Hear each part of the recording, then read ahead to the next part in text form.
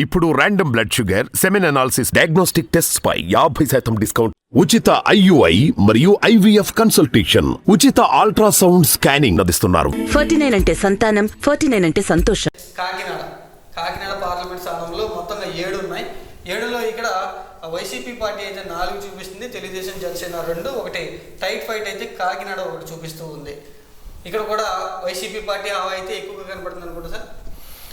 ప్రస్తుతానికి మనకి ఇలా కనిపించవచ్చు, కానీ మీరు గమనిస్తే ఇప్పుడు ఏదైతే ఇక్కడ పత్తిపాడు ఉంది కదా, పత్తిపాడు వైసీపీ పార్టీ చూపిస్తున్నారు. ఇక్కడ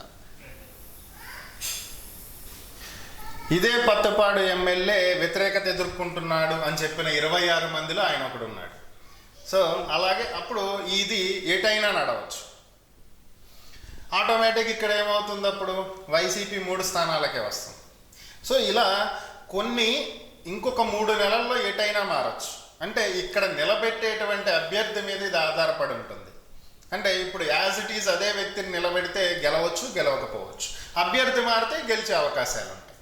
సో అలా ఇప్పుడు అధికార వైసీపీ పార్టీ మొత్తంగా 113 స్థానాలు వస్తాయని ఈ సర్వే అయితే చెప్తూ ఉంది. చంద్రబాబు నాయుడు గారు అరెస్ట్ అంశం ఏమైనా ప్రభావం చూపించినట్టుగా ఏం చూపించలేదు. ఇక్కడేం పెద్దగా ప్రభావితం చూపించినట్లు ఏం కనిపించట్లేదు. మనం గతంలో కూడా చాలాసార్లు చెప్పుకున్నాం, చంద్రబాబు నాయుడు అరెస్ట్కి వచ్చే ఎన్నికలకి ఏ విధమైనటువంటి సంబంధం ఉండదు.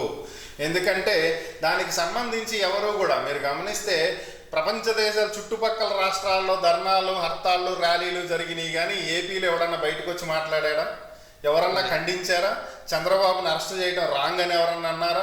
టీడీపీ చెప్పుకుంది ఇది అక్రమ అరెస్ట్ అని చెప్పి.